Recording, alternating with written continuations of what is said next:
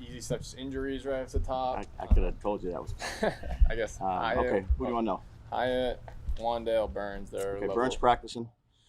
Hyatt will do some more than he did yesterday. Probably still just individual. We'll see where he's at after that, but improving. And we'll hold Wandale today. Nothing serious. Just got a knee to the leg, so we'll take care of him. There you go. You got it. Brian, some teams, when they put the pads on, they do live tackling, tackle to the ground kind of things. Are you going to do that? It will have thud tackling, so it won't be bring it to the ground. Thud up, getting a good football position when you're kind of head on with the player, not coming from the side or from behind. But it'll be good for the offense and defensive linemen who now can bull rush and run games and do some things with double teams. You don't really run the ball too much, I would say, in OTAs or even these first few days, just because of, you don't want to put anybody in a bad situation. But now the double teams and the scoop blocks and the down blocks and the power rushes, that's when you start to be able to evaluate the offensive line a little bit more. Stay away from the quarterback as normal, not leaving our feet to go to the ground. But those are some of the techniques that we'll evaluate once the pads come on. Why do you not believe in some teams do it. I'm not, some take to the ground tackling, like in drills and things like that. Yeah, well, maybe we'll do it. Today's the first day of pads, so I didn't say I didn't believe in it. Okay. I just said this is how we're going to do it today. What's the energy like from the team on the first day in pads? Is there a discernible difference? They've been grinding away their bodies, they're taking care of their bodies, go out there and have a good practice. It's a little bit more physical, should be with the pads on, but practice the right way, and most importantly is get good work in and get something out of it. Are we going to see O-line, D-line one-on-ones, or is it still a ramp up until that? Yeah, no, we'll have, you'll see a fair amount of that. You'll see, team periods. I'm not saying it's exactly today, but we'll have a whole structure of how we want to get things accomplished. What's your message to the guys about not crossing the line after like what we saw in the spring, those types of things? Well, you've played competitive sports. You want to try to eliminate those things. It's hot. People are competing for jobs.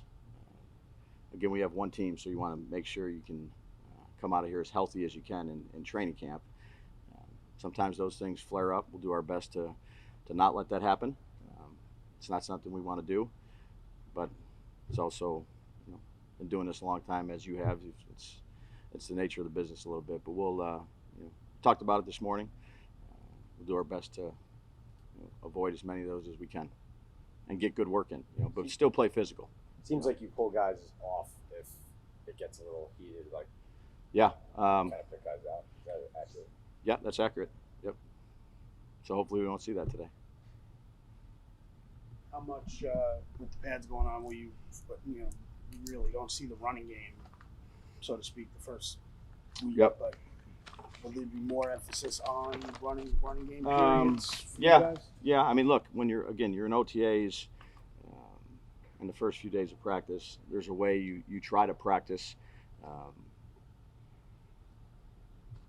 It's a physical sport, but you're doing things to try to eliminate some of those things when you don't have pads on. Like a bunch of double teams with no pads on. That's hard on the defensive lineman, or a pick stunt on an offensive lineman when he's got no pads on, with the technique that they have to use. So you have to practice both. But we'll get a fair amount of run game in. We'll have situational work today, some one-on-ones. We'll do some other drills with the skill players, not one-on-ones, but different, stacks and bunch combinations that the defense has to cover, the offense has to sort through. So just looking to get some good work these next few days. No, How much of an adjustment or challenge is it to get reps for 4 quarterbacks? You guys, in the past have always had 3 in camp, so now you have a 4th. You just plan for it, and you plan what you think each guy needs. Try not to let them know, when they're going in. So you have to go ahead and execute.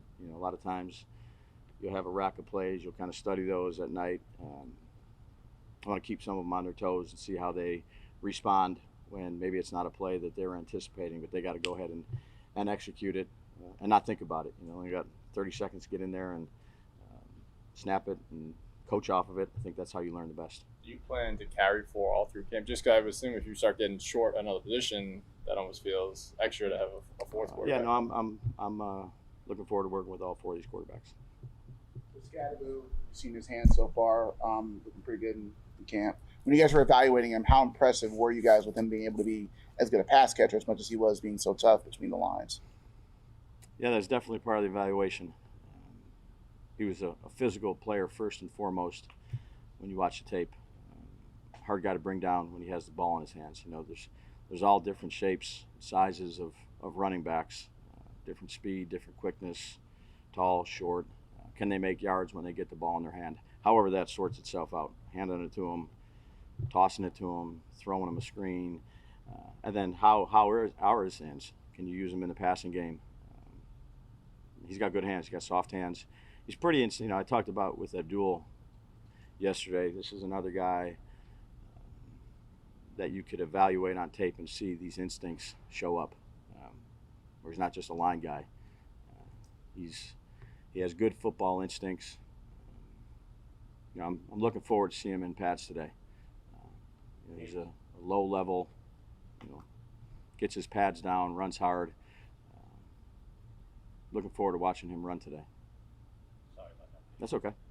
Speaking of Skattebo, your running back room, you got 3 guys you can run out there, real good receiving skills. If you don't mind, can you talk about how does that pressure defensive coordinators that they constantly got to be prepared for 3 guys that you can roll in there that can receive out of the backfield? Yeah, well, look, there's always strengths to a coverage, and then there's weaknesses to a coverage. And the more guys that you can utilize in the pass game to affect different areas based on what the defense is doing, the more helpful it is for a quarterback. And our guys can, you know, they can run routes, they can catch, they can run. You know, you don't have a problem playing any of those guys on first, second, or third down, or fourth down for a lot of them. So there's some flexibility there with those guys. And it's all dependent on matchup and what you're seeing defensively and who's covering them. You know, they're out there against a corner. You're not too excited about that matchup with corners covering them. But if you get them on the right matchup and you get them into space the way you need to get into, it's usually a good asset for you. Paige, if you don't mind. Yeah. When you talk about the instincts with Scat, Yeah. Did the vision kind of pop off when you watched him on film? He seems to have real good vision. Yeah. Is that something that popped off for you when you were watching him? He has there's not many times, at least that I've seen him here just in a short time or even on tape, like why is he going where he's going? He's got good feel for the blocking assignments up front, but then he's got good vision for the second level and at times the third level of, you know, when to press the ball, when to cut it back, when to keep it front side. You know, he's got a long way to go. Rookie, but another young player that has been encouraging in the meetings and then out in the practice fields, both in walkthrough and practice. Do more. How big of a loss is Bryce? Man, my heart aches for that man. He's done everything he could do to get back. He's a very good special teams player for us and was having a good camp from working back from his injury. You know, he's just laying there on the ground and you just can't help it. You know, that's the tough part of this business, probably. One of the worst is seeing these guys go down that have put so much time and effort and energy into getting back, and you know, we'll certainly miss them. You know, unfortunate thing for Bryce. I feel terrible for him. Feel bad for our team because he was a good player for us in the kicking game, and now other people are going to have to step up. But man, that was a tough one. We asked you about Jackson's end of practice Friday. It was the one that you threw him in at the last minute. Mm-hmm. Yesterday, he had the end of the practice drive. What were your thoughts? What did you like about what he did yesterday and how he ran the team down the end of the practice? Look, Jax has been, you know, since he's been here, steadily improving, learning how we want to run the football team from the quarterback position. He's made a lot of good decisions, made a lot of things that we could go ahead and correct. You know, he had a pretty efficient drive. It was good quarterback play. Had a couple checks in there on his own. Made some plays against different looks. You know, some max pressures, some guys dropping off. Played on time. His feet were good. Played fast. Knew where to go with the football. Did a good job of leading the guys in the huddle. So a productive day for him. Still some things, you know, within that day that we go back and take a look at, but just keep on making progress.